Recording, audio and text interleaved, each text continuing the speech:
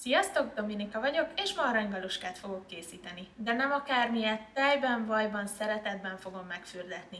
Hogy hogyan? Azt később elárulom.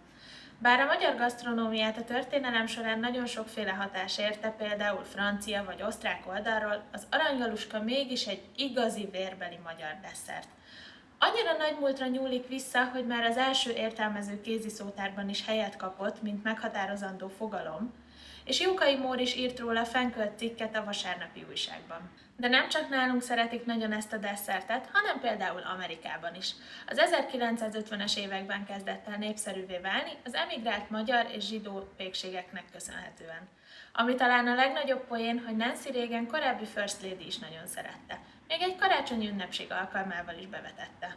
Vagy nyilván a személyzet vetette be, csak így jobban hangzik. Elkészíteni egyáltalán nem bonyolult, és nem is tart sokáig. Viszont ha az előbb említett szeretet benne van, mindenki hátas dob tőle. Lássunk neki!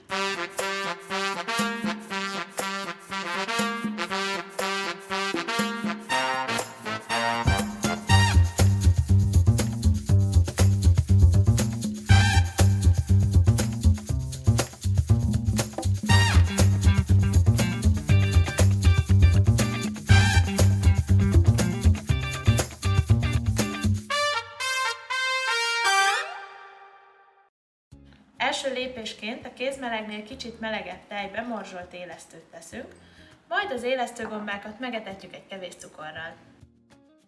Ezt nagyjából 5 percig hagyjuk pihenni, amíg szépen fel nem fut. Vigyázzatok, a tej nehogy túl forró legyen, mert ha például már gőzölög, az már olyan hőmérséklet, ami megöli az élesztőgombákat. Aminek a nevét nem mondhatom ki, mert Ricsi szerint egy videóban nem káromkodunk. De ide írtam nektek alulra. Tészta szempontjából az aranygaluska nem egy nagy varázslat. Egész egyszerűen egy gyúrt élesztős tésztát kell készítenünk, amit kézzel is meg tudunk tenni, hiszen a hagyományos értelemben vett dagasztásra most nincs szükség. Egyszerűen csak összemorzsoljuk a lisztet, a kristálycukrot, a sót és a vajat, és egy kevés vaníliás cukrot, amit mi magunk érleltünk egy üvegben. Ehhez tesszük hozzá nagyon szépen felfuttatott élesztőt és egy tojássárgáját. Ezt is gondosan egybegyúrom, és ha kész, letakarva 20-25 percig keresztjük. A diót ne daráljátok túl apróra, mindig vigyázzatok, válogassátok át, amit vettetek, kaptatok, vagy esetleg ti pucoltatok, mert sosem lehet tudni, hogy hol bújik meg benne egy kis dióhéj. Én ehhez teszek egy kevés kristálycukrot, és mindig rakok bele egy pici fahéjat is. Összekeverem, és már kész is. Láthatjátok, az akrillapot csak vékonyan liszteztem le, mert szeretném, ha a tészta ilyen szép lágy maradna a végére is. Igazából teljesen mindegy, milyen alakúra nyújtjátok, a lényeg, hogy nagyjából 1 centi vastag legyen. Most pedig egy kis pohárral össze-vissza galuskákra szaggatom, vagy hát igazából nem is galuskákra, mert nem pörköltet fogunk enni hozzá, mint a nokedlihez, hanem ebbe került egy kis élesztő, meg egy kis ez az, és desszert lesz belőle. Szerintem azért lehet, hogy galuskának hívják, mert olyan kis változatos, mint a nokedli. De ha valamelyikőtöknek van erről pontosabb információja, akkor kommentben mindenképpen ossza meg velünk. Szaggathatnám őket szabályos kör alakúra is, de én ilyen kis összevisszát szeretem. Hogyha gondoljátok, akkor csinálhatjátok pogácsa szaggatóval is, de teljesen megfelel erre egy pohár.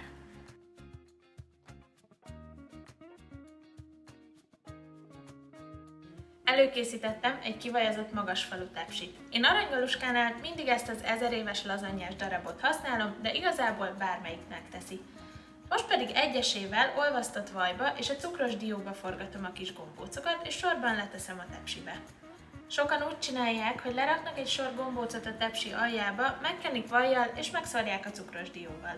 De szerintem úgy az igazi, ha mindenhol körbeöleli a bevonat a tésztát, és ez képezi a szeretet részét is. Amikor először készítettem, az nagyon régen volt. Akkor az öcsém és 2 barátja egy ültőhelyükben befalták ezt az egész adagot.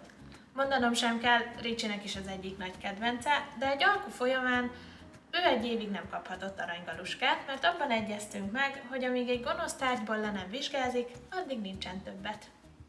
Ne aggódjatok, nem tart ez olyan sokáig, mint gondolnátok, senkinek ne vegye el a kedvét a pepecselés. Most, hogy ez megvan, mehet a sütőbe 180 fokon 15 percre, majd pedig 160 fokon további 20 percre. Hogyha az első ütem után úgy látnátok, hogy túlságosan barnul a teteje, akkor, ahogy már a csigás videóban is mutattam, takarjátok le alufóliával a második ütem alatt. Most pedig jöhet a sodó, hiszen enélkül nem is lenne igazi az aranygaluska. Ehhez a tojássárgáját kikeverem a liszttel és a cukorral, majd öntök hozzá egy kicsit a teljes tejszínből. A teljes tejszín többi részét felforralom a vaníliaruddal, majd amikor forr, belekeverem a tojásos részt folyamatos kevergetés mellett. Megvárjuk, amíg egyet-kettőt rottyan, kihorgásszuk belőle a vaníliarudat, és már kész is van. Most, hogy megsült a galuska, már nincs más dolgunk, csak a tálalás. A kiszedett adagot jól nyakon öntjük a sűrű sodóval. Hogyha bírjátok, akkor érdemes egy kicsit várni, mert a forró élesztős tészta szörnyű hasfájást tud okozni. Igazi időtálló klasszikus az aranygaluska. Szerintem sokan vagyunk úgy vele, hogy már gyerekkorunkban is nagy kedvenc volt, hiszen édes, szaftos, itt-ott egy kicsit ropogós, pont annyi játékosság van benne, amennyi még felnőttként is kell. Mindenki máshogy készíti, mindenkinek egy picit más jelent, más emlék jut eszébe. De ez majdnem minden sütire igaz, ezért szép ez a szakma. Kommentben mondjátok el nekünk, ha azt halljátok, hogy aranygaluska, nektek milyen emlék vagy történet jut eszetekbe, legyen az jó vagy rossz. Ha kedvet kaptatok kipróbálni az én változatomat, a videó alatti leírásban megtaláljátok a receptet. Ezzel retro sorozatunk második részét láthattátok. Ha tetszett ez a videó, nyomjatok egy lájkot, és ne felejtsetek el feliratkozni, ezzel megkönnyítve a mi munkánkat. Kövessetek minket mindenhol, ahol elérhetőek vagyunk, és legközelebb találkozunk. Sziasztok!